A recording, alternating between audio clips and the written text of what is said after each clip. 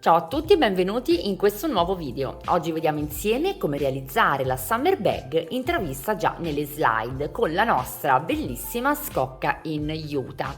Chi mi segue, mi conosce, sa che non sono una grande amante delle mattonelle, infatti in questo canale avrete senz'altro notato che non ci sono video realizzati con questa tecnica e vi linko comunque l'altra borsa in juta che ho realizzato qualche mese fa, quella sì realizzata in mattonelle ma davvero molto particolare, infatti vi invito ad andare a guardare il tutorial. Il tutorial di oggi sarà un tutorial particolare, per l'appunto ho una nuova versione di una borsa in juta realizzata senza l'ausilio della tecnica mattonelle, la realizzerò in cotone, ma prima di andare a vedere l'occorrente del tutorial vi invito a iscrivervi al canale qualora non lo aveste ancora fatto, ad attivare la campanella per non perdere nessuno dei miei contenuti ed anche a lasciarmi un like. Vi invito inoltre a seguirmi su Instagram, mi trovate come Sayubi Handmade Lab, vi lascio il link in descrizione. I materiali per realizzare questa borsa sono davvero minimal. Parliamo infatti di una scocca che vi faccio vedere in juta, potete naturalmente scegliere le dimensioni che preferite, la mia è 30x30 ed ha uno spessore, quindi un laterale spesso 18 cm. Dopodiché abbiamo del cotone, classico cotone. Io ho scelto questi tre colori da combinare insieme che lavorerò con un uncinetto 3,5. Poi ci servirà un ago da lana, ago e filo naturalmente per andare poi ad incorporare i due pannelli sul davanti e sul retro della nostra scocca e delle forbici per tagliare il filato. Elencati i nostri ingredienti, passiamo al tutorial. Per rivestire questa borsa in juta ho deciso di realizzare soltanto due pannelli, quindi avremo i laterali che saranno lasciati grezzi. Lavoreremo appunto solo sul davanti e sul retro, realizzando due pannelli grandi esattamente come il fronte e come il retro, nel mio caso 30x30.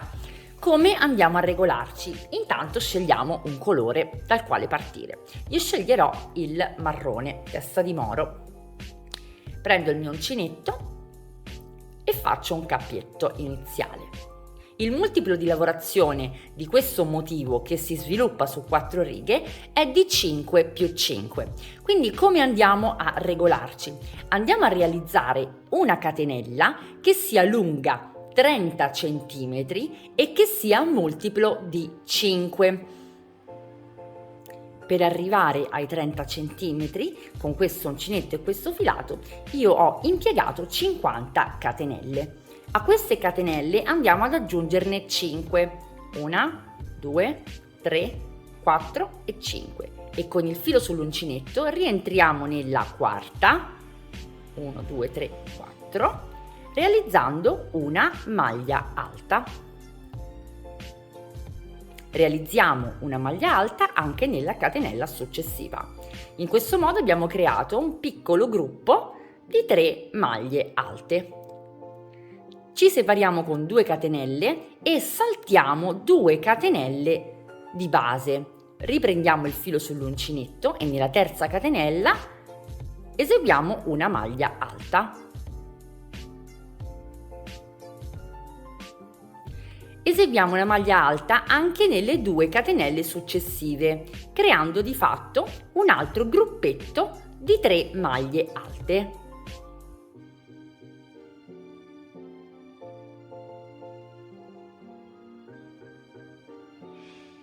Ecco fatto. Ci separiamo con altre 2 catenelle. Saltiamo altre 2 catenelle di base e col filo sull'uncinetto entriamo nella terza e ricominciamo con il nostro gruppetto di 3 maglie alte, una in ogni catenella sottostante.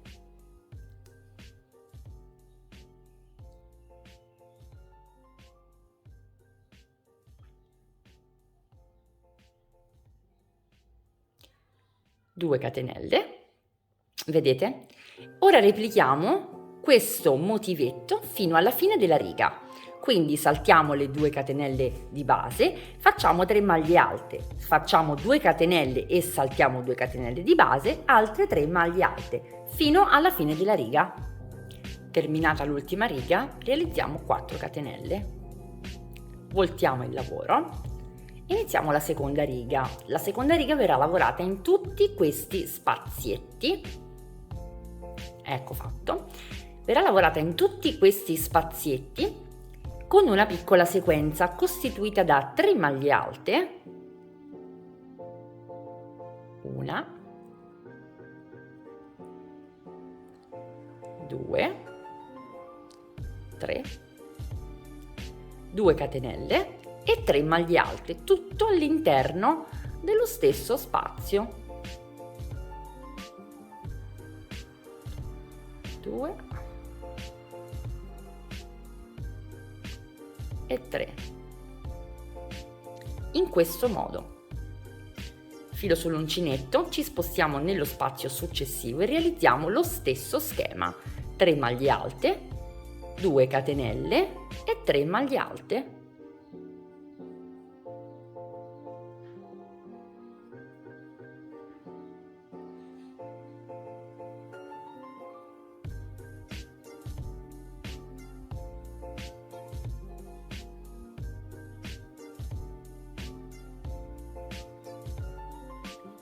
Ripetiamo questa operazione per tutta la riga.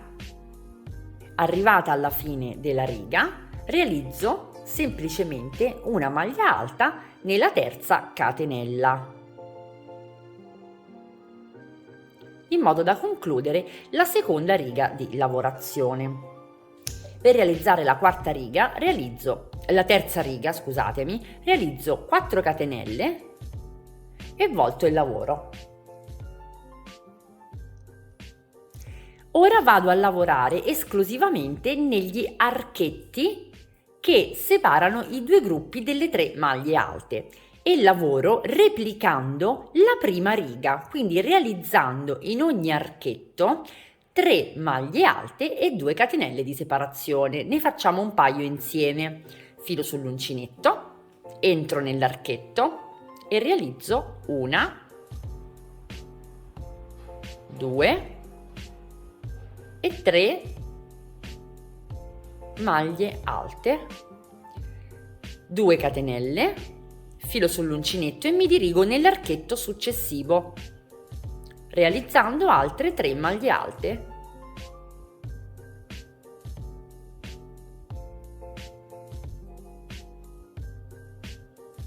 Due catenelle di separazione, filo sull'uncinetto, archetto successivo, 3 maglie alte.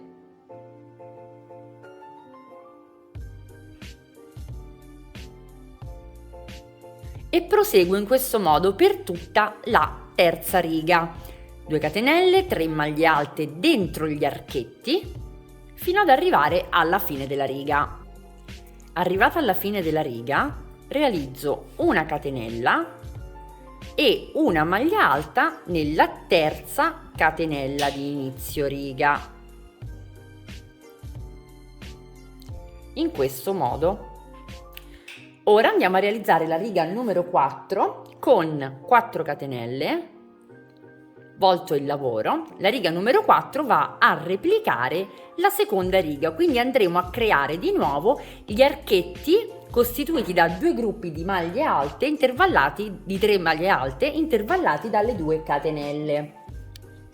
Lavoreremo in questa riga negli spazi che ci troviamo disponibili. Il primo però sarà questo piccolino creato dall'ultima catenella che abbiamo eseguito. In questo caso andremo a realizzare soltanto metà del nostro motivo, quindi 1, 2 e 3 maglie alte, così. Filo sull'uncinetto, ci spostiamo nello spazio successivo e cominciamo col primo motivo completo. 3 maglie alte, 2 catenelle e 3 maglie alte.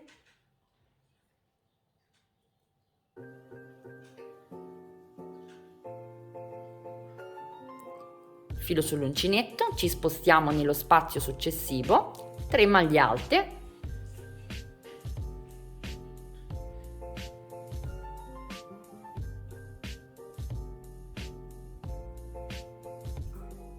due catenelle e 3 maglie alte, 2 e 3. Proseguiamo in questo modo per tutta la riga. Eccomi alla fine della quarta riga. Come l'ho iniziata, ovvero col metà del motivo, la vado a concludere. 3 maglie alte soltanto nell'ultimo archetto, una catenella e una maglia alta nella terza catenella. Questo è il motivo completo che noi dovremmo andare a replicare per tutta l'altezza della nostra borsa.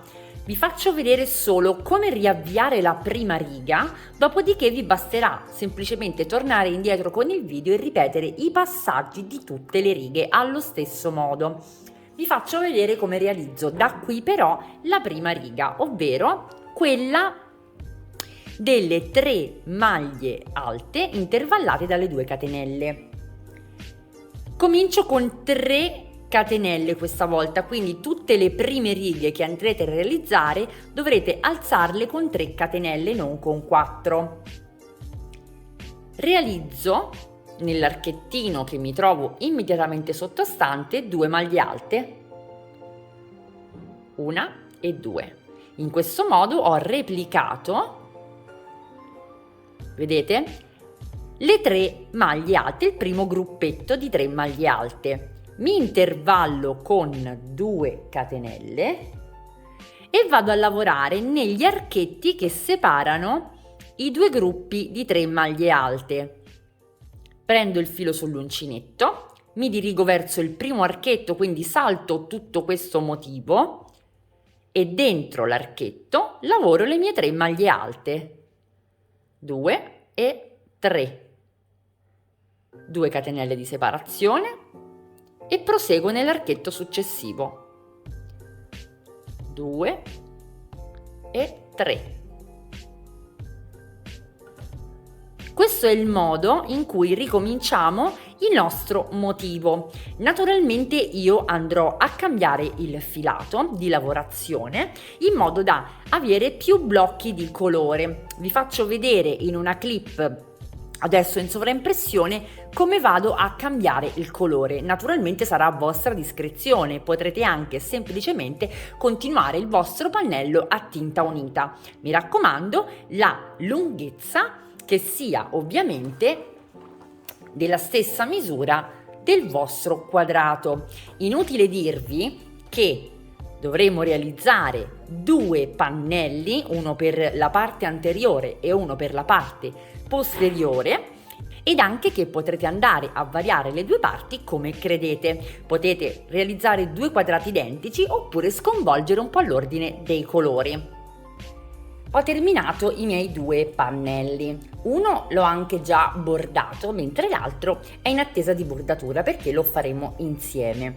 Intanto, per raggiungere l'altezza di 30 cm che mi occorreva, ho realizzato 2 motivi per colore. Vedete, questo è il primo, il secondo, poi ho cambiato colore e ho realizzato altri 2 motivi. Per quanto riguarda invece l'ultimo colore che ho scelto, non ho proprio completato il motivo, vedete, mi avanza una riga. Sono arrivata precisamente a 30 cm, quindi ho preferito lasciarlo tra virgolette incompiuto. Poco male, perché comunque non si nota nemmeno se guardate. È davvero molto molto carino. Ora vediamo come bordare il nostro pannello. Togliamo quello che non ci serve e prendiamo il pannello da bordare. Lo mettiamo sul dritto, filato, scegliete voi il colore che preferite, io ho scelto il salmone. Ci andiamo a puntare in uno qualsiasi dei fori, che abbiamo a disposizione. Io comincio dal laterale, incorporo il filo, realizzo una catenella di ancoraggio ed un punto basso nello stesso spazio. Sempre nello stesso spazio realizzo un secondo punto basso e così procederò per tutto il perimetro, ovvero in ogni spaziettino che io mi troverò di fronte lungo il percorso eseguirò 2 punti bassi. In questo caso vado a prendere lo spazio tra la prima e la seconda maglia. Vedete, queste sono 3 maglie, vado a prendermi lo spazio tra la prima e la seconda ed eseguo 2 punti bassi. Qui ho un altro spazio, altri 2 punti bassi. Spazio successivo, 2 punti bassi. Lavorate morbide per non arrivare alla fine del lavoro con il pannello arricciato, deve essere morbido. Qui ho uno spazietto dove realizzo 2 punti bassi. Qui mi vado ad inserire tra la prima e la seconda maglia alta con 2 punti bassi e così via. In ogni spazietto disponibile vado a realizzare 2 punti bassi. Eccomi arrivata all'angolo, ho anche stretto l'inquadratura per farvi vedere meglio. In questo caso sono nell'angolo dove ci sono poi le catenelle iniziali, ma tutti gli angoli si andranno ad eseguire nella stessa maniera. Eccezionalmente per l'angolo realizzerò 3 maglie basse, in questo caso mi trovo tra la prima e la seconda maglia alta, 3 maglie basse, una catenella, volto il lavoro e 3 maglie basse, in questo caso sulle catenelle, in concomitanza dei miei punti. Il primo lo faccio all'interno come gli altri perché la maglia è stata incorporata nei punti bassi del lato precedente, ma i successivi 2 li vado a realizzare sulle catenelle in questo modo.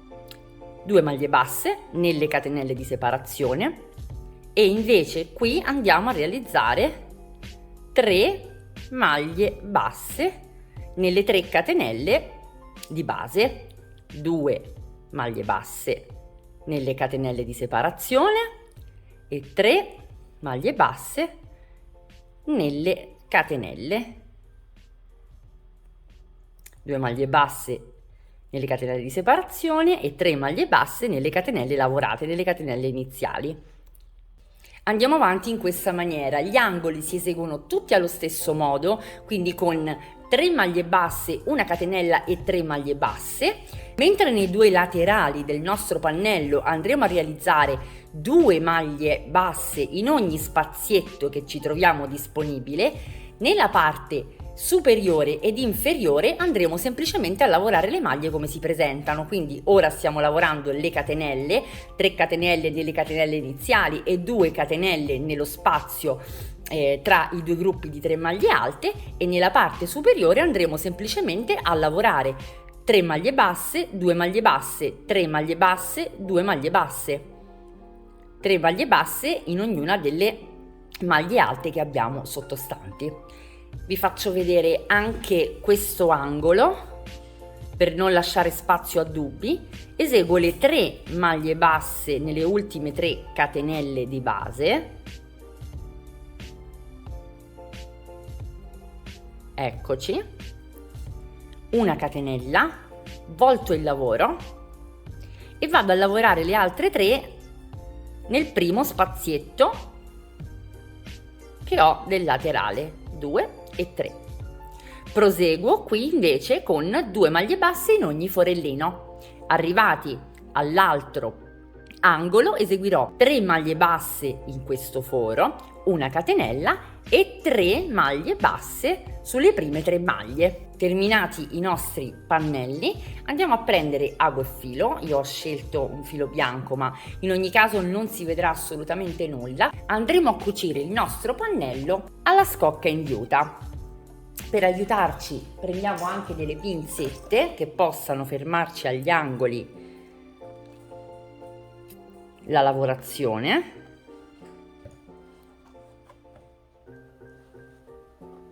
Una volta fermati i punti salienti alla nostra lavorazione, procediamo alla cucitura.